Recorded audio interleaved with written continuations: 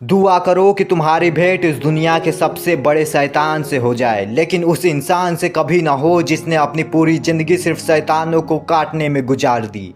शिगानसिना के उस मैदान में चारों तरफ लाशें बिछी थीं। एरविन स्मिथ और उनके नए रिक्रूट्स ने एक ऐसी कुर्बानी दी थी जिसकी टीस से आज भी रूह कांप उठती है। बीस्ट टाइटन हंस रहा था। उसे लग रहा था कि उसने इंसानियत की आखिरी उम्मीद को भी कुचल दिया है, पर वो भूल गया था कि अभी उन सब की मौत का हिसाब लेने एक ऐसा शख्स जिंदा है जिसे मौत खुद छूने से डरती है।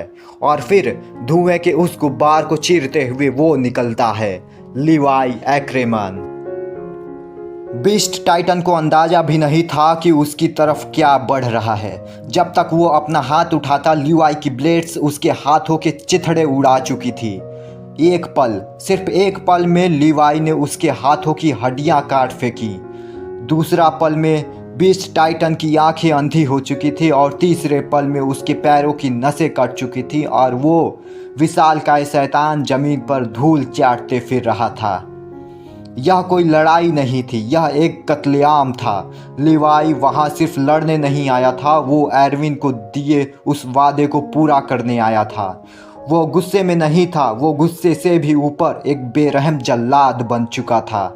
जीक येगर, जो खुद को भगवान समझ रहा था, वह उस 5 फुट 3 इंच के इंसान के सामने अपनी जान की भीख मांगने पर मजबूर हो गया। जब लीवाई ने बीस्ट टाइटन की गर्दन को चीरकर जीक को बाहर निकाला और अपनी ब्लेड उसके मुंह के आर पार की, तब जीक की आंखों में जो खौफ था वही लीवाई की सबसे बड़ी ताकत थी।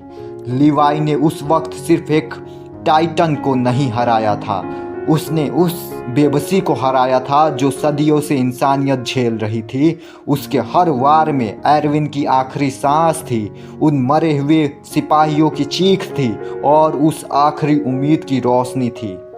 लोग कहते हैं कि ताकत का मतलब बड़ा शरीर और विशाल रूप होता है, पर लीवाई ने साबित किया कि सबसे बड़ी ताकत होती है फैसला, हर दुख को झेल कर भी आगे बढ़ने का फैसला।